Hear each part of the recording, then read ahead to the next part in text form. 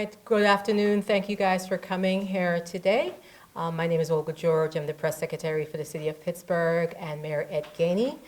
Today you will hear from our interim communications director, Cydney Cooper, regarding the media briefings. Cydney?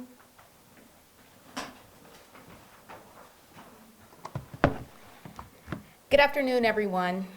My name is Cydney Cooper, and I am the Interim Communications Director for the City of Pittsburgh and the Office of Mayor Ed Gainey. It's a pleasure to welcome you to today's briefing. So we are here today to share with you important updates regarding key events, engagements, and happenings that Mayor Gainey will be attending this week. Our goal is to provide you, our valued media partners, with the latest and most accurate information so that together we can best inform our residents. We believe that having an open line of communication will help foster greater understanding and transparency, and we look forward to working closely with you to keep the public up to speed on everything happening here at the city. So let's get into it. At the top of this week, the Office of Management and Budget and the Department of Finance finished the quarterly financial and performance report for the fourth quarter of 2024. It will be online today and sent over to Council this week. The report reflects unaudited figures for the end of the last year. We will make sure to distribute the full report to this group along with a fuller press release. But some highlights that I will mention here include general fund revenues for the city surpassed $700 million for the second time in our history. General fund expenses totaled $658 million. And we finished the year with a cash basis of over $45 million. However, those funds went to ongoing projects and outstanding invoices. After accounting for contracts and projects that are rolling over from fiscal year 2024 to fiscal year 2025, the city finished the year with a surplus of nearly $4 million. The Comptroller will formally release the audited annual comprehensive financial report at the end of April. On Tuesday, Mayor Gainey will join Diana Bucco and the Buell Foundation to commemorate the anniversary of the One Northside Consensus Plan. The mayor will have an audience with President Bucco, County Executive Sarah Innamorato, and others to celebrate with residents of the Northside 10 years of community-led collaboration and innovation to improve public safety, education, healthcare, and community development. Mayor Gainey will thank the Buell Foundation and President Bucco for their strong leadership and investment in the Northside community and join them in honoring the work of several community champions. And on Wednesday, February 19th, that is Mayor Gainey's birthday. So please remember to say happy birthday if you see him anywhere out in the community, and I'd say don't ask him his age, okay? On Thursday, Mayor Gainey will join Acting Chief Chris Ragland, Commander Timothy Novosel, Lieutenant Robert Monticelli, and the Pittsburgh Bureau of Police for the one-year anniversary of the Downtown Public Safety Center. Now, you'll recall the Downtown Public Safety Center, which opened in 2024, resulted from the imagination and collaboration of the mayor, corporate leaders, and in particular PNC, residents, and visitors of downtown to enhance public safety efforts in the neighborhood. The mayor and Acting Chief Chris Ragland will be on hand to share downtown statistics and to highlight the successes of the Public Safety Center over the last year. And on Friday, Mayor Gainey will join the African American Chamber of Commerce of Western Pennsylvania and Chief Economist Olu Omodundi for their Power Breakfast meeting. The mayor will have an audience with the chamber and Omodundi to discuss the economic health of our country and region and provide an economic forecast for 2025. Also on Friday, Mayor Gainey will continue the fight to keep Pittsburgh home for working class families alongside community partners and advocates. Mayor Gainey will have an audience with the Pittsburgh Housing Justice Table and other housing advocates to publicly launch the Keep Pittsburgh Home campaign. Now, the event will celebrate the success of the city's land bank project at a site built by funding from the program and amplify the need for affordable housing solutions across Pittsburgh. And lastly, in honor of Black History Month, Mayor Gainey will be attending a community event to celebrate the achievements and contributions of Black Americans in our city and our country. The mayor will have an audience at the K. Leroy Irvis Homes annual Black History Month luncheon and will join residents in recognizing the legacy and impact of Black individuals, past and present. To a few updates now. Last Friday, Mayor Gainey and the Departments of Permits, Licenses, and Inspections released an update on the voluntary registration period for residential housing rental registration program. Now, as we've shared in the past, the safety and well-being of Pittsburgh residents is a top priority for the administration. And we launched this program to build upon that priority and to uphold the standards of safety, health, and habitability across the city's rental properties, because we know that Pittsburgh is a majority renter city. Now, to date, the city has received 130 voluntary applications from property owners, including out-of-state landlords who are seeking to register their rental properties. Now, of the units already inspected, 5 have passed inspection, and they received rental permits, while 7 remain in the inspection process. We are hopeful that more landlords will join the program so that we can assist them in making sure their properties are in compliance with safety standards. Property owners or their agents can register through the One Stop PGH portal, that is onetoppgh.pittsburghpa.gov, or in person at the One Stop PGH counter located at 412 Boulevard of the Allies on the first floor. The voluntary period will run from until June 1st, when we will begin active enforcement at that time. Continuing on the topic of housing, last week, Mayor Gainey and Allegheny County Exec Sarah Innamorato highlighted the progress made to reduce unsheltered homelessness in the county, emphasizing the success of collaborative initiatives that have expanded access to shelter, services, and housing. Now, these efforts led to an elimination of encampments in Pittsburgh's Central Business District following the recent transition of individuals from the Eliza Furnish Trail encampment into more stable housing. Through the power of collaboration, we've been able to transform the Eliza Furnish Trail into a beacon of hope. And let me be clear, we are not just clearing encampments. We've worked to find real solutions to the issue of unsheltered homelessness, finding credible offers of housing for our unhoused residents so that every Pittsburgher has a safe and dignified space to call home. We'd like to thank County Executive Sarah Innamorato and the county's Department of Human Services for partnering with us in this work, as well as the Department of Public Works and our Roots team in the Office of Community and Health and Safety. Together, we are creating a city that truly reflects the values of opportunity, equity, and justice for all. In state news, last week, Mayor Gainey released a statement pledging his support of Governor Shapiro's lawsuit challenging the Trump administration's unlawful freeze of federal funds that have been committed to support everyday Pennsylvanians.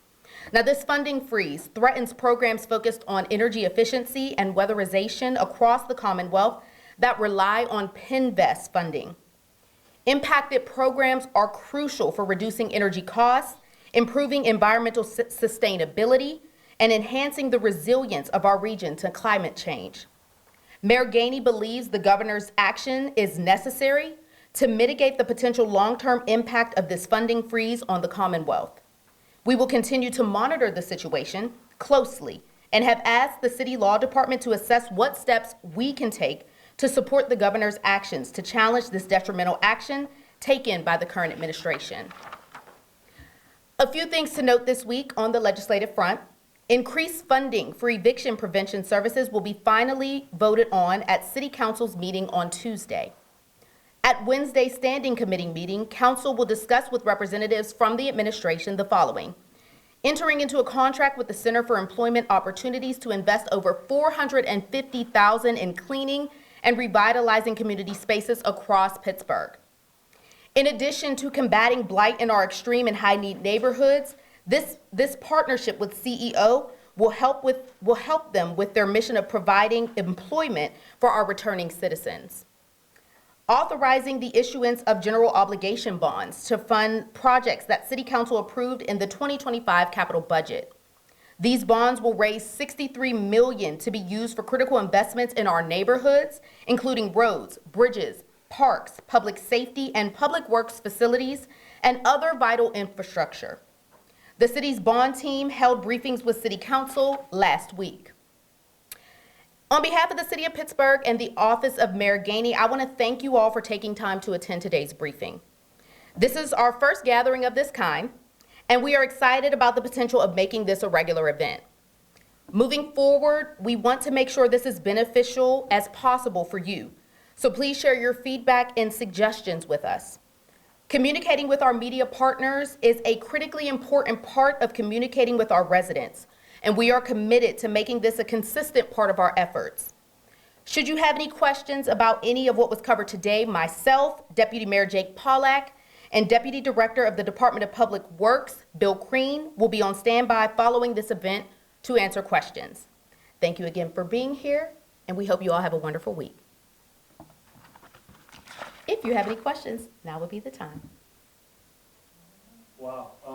I know that was a lot. that was a lot. I'm not sure what it was. But anyway, this was great. We appreciate it. Nice. I only wish you had started this 3.5 years ago. Would have been super. Better late than never, right? Absolutely, absolutely. So please tell me why now, all of a sudden, are we being open and transparent? When I've asked for a schedule from the mayor for 3.5 years now and have yet to receive a calendar of his daily events like the previous mayor had done. So why the change now all of a sudden? I understand you're in a heated election. Does that have anything to do with this? It does not. I can say that transparency has always been something that this administration has prided itself on. But I think, we are in a transition period, and we are always floating around new ideas to mend and build relationships with you all, the media. And so I think this is an opportunity for us to do that. We want to be open with you. We want to make sure that the mayor is available to you all, and this is just an opportunity for us to make that happen. You're right, maybe 3 years ago we should have started it, but Mr. Rick, we're happy to be here today with you. Well, I certainly appreciate that, and I look forward to the transparency. As someone who's covered 6 administrations here, it's been rather difficult getting information at times from this administration, so I hope moving forward that'll be a new way of doing things. Thank you, Rick. We got you. Will the mayor himself be involved in briefings? As of now, we have not necessarily floated the idea of him being here for these briefings, but we are not opposing it or, saying that it can't happen in the future. Is that something you're interested in? Sure. Okay. All right. I'll take that back. Thank you for sharing. Anyone else?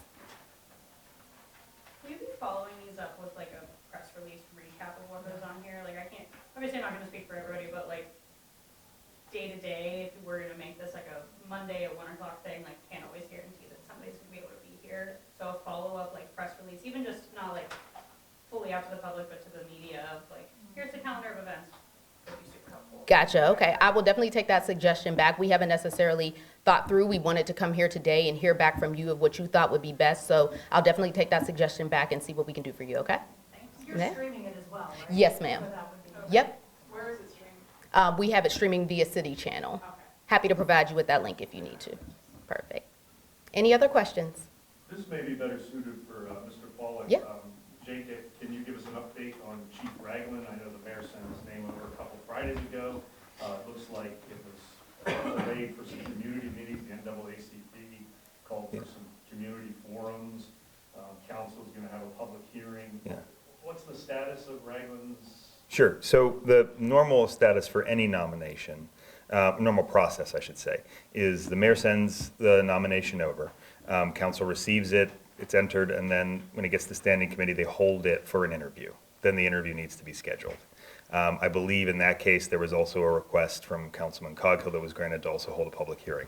While they're in that hold for hearing and hold for interview, there's no defined timeline until those things are scheduled. So I know the clerk's office and the council president's office are working to schedule the interview and the hearing. I don't know, I haven't spoken to Council President Lavelle about that so far this week. I know when I spoke to him at the end of last week, they were looking at dates.